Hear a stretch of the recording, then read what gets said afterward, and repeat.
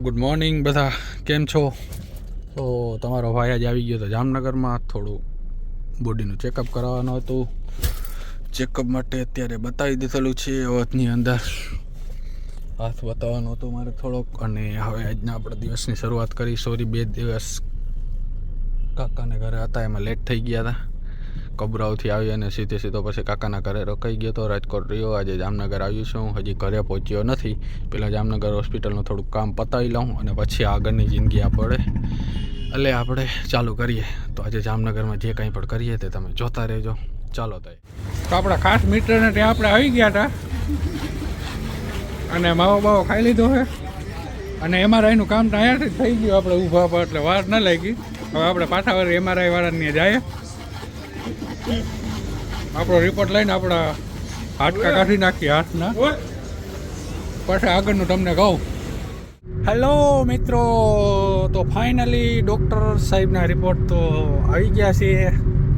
થોડાક રિપોર્ટ ઓલું કહેવાય ને કે દ્વારકાધીશની દયાથી થોડાક 30% જેવા નબળા આવેલા છે. તો હવે આપણે એવું વિચાર્યું છે કે આપણે હવે જામનગર મૂકીએ અને ખંભાળિયા જાય. ત્યાં પણ આપણે એક ડૉક્ટર સાહેબનો કોન્ટેક્ટ કરેલો છે. એટલે ત્યાં પણ આપણે હવે બતાવશું કે હકીકત છે શું આપણા હાથની અંદર, અને આ વસ્તુનું સોલ્યુશન લઈ આવશું. જોકે સોલ્યુશન મળી ગયું છે. હવે ઓલું કહેવાય છે ને કે આપણે કાઠિયાવાડી સોરઠમાં શંકાનું સમાધાન કરવા માટે આપણે લોકો 1 થી 2 3 ડૉક્ટરને બતાવીએ. તો આપણે પણ એવું જ છે. ડૉક્ટરો બધા આપણા ભાઈઓ કુટુંબમાં જ છે, અલગ અલગ. તો બધાને કયા વગર અલગ અલગ રીતે દેખાડશું. જે એમ કહેશે કે આ વસ્તુમાં આમ કરવાનું છે તે વસ્તુ આપણે પહેલાં કરશું. તો એ બસ થોડી જ વારમાં આપણે ખંભાળિયાની અંદર એન્ટ્રી કરી જવાના છીએ. અને ખંભાળિયામાં આપણે કયા હોસ્પિટલમાં જઈશું એ પણ હું તમને કહીશ. આગળ જતાં શું રિસ્પોન્સ આવી છે. અને ત્યાંથી પછી આપણે જવાનું છે અમારા કુળદેવી માતાજીના મંદિરે, વિંજલપર ગામ. એટલે વિંજલપર જઈશ, ત્યાંનો વ્યૂ પણ તમને બતાવીશ. I love Vinjalpar and I love the Khambhaliya. This my favourite village and favourite city. અને પછી હું જઈશ મારા મૂળ ગામડે. તો મિત્રો, આઈ હોપ તમને બધું મજા આવશે અને તમે જોશો. ચાલો તો જય શ્રી કૃષ્ણ, જોડાયેલા રહો. તો હું આવી ગયો તો વિંજલ પર અને મેં મસ્ત રીતે દર્શન કરી લીધા છે દાદાના. વિંજલ પરમાં જે લોકો રહેતા હશે એ લોકોને ખબર જ હશે. રોડની બાજુમાં સત્ય માતાજીનું અમારું મંદિર છે અને સુરપુર દાદા પણ છે. તો કાકા જાય છે, કાકા જોઈ છે, ઓળખતા નથી. અહીંયા બાપુની એક સમાધિ પણ છે. સુરપુરા દાદાનું સ્થાન પણ અમારું છે. વેલ, હવે ઘણા લોકોને ખબર પડી ગઈ છે કે મારી સરનેમ શું છે. અને હવે આપણે અહીંથી નીકળવાના છીએ આપણા ગામડા તરફ.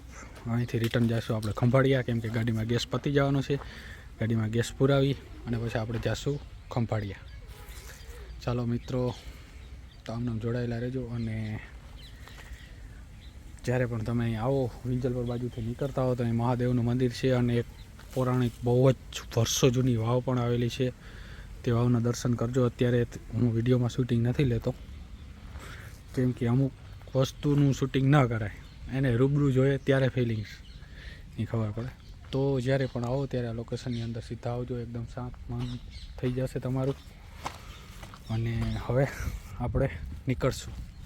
તો ફાઇનલી ખંભાળિયા પણ બતાવી દીધું છે. ખંભાળિયાથી નીકળી ગયેલો હતો. પછી જેમ તમને કીધું એમ આપણે વિંજલપર માતાજીના દર્શન પણ કર્યા, કુળદેવી માના. હવે આપણે જામનગરની ખંભાળિયાથી આપણે દ્વારકા નેશનલ હાઈવે ઉપર નીકળી ગયા છે. ને ભાઈ, શું ગાડી હાંકવાની મજા આવે છે. આમ રોડમાં પાણી ન હલે તમારું, આમ મોજે દરિયાની જેમ ગાડી વહી જાય છે. ને હવે આમ થોડીક વારમાં ફિલિંગ આમ બાયણે આવશે, કેમ કે હમણાં ભાટિયા પહોંચી જાય છે હોમટાઉનમાં. અને ભાઈ, આ ખુશીની વાત કેને કેવી કે યાર, 2 વર્ષે કોઈ માણસ આવતો હોય અને પોતાના ગામડે જાય, આની મજા જ અલગ હોય ભાઈ. આવું બધું છે મિત્રો. ઇટ્સ અબ્રોડ લાઈફ મારા ભાઈ.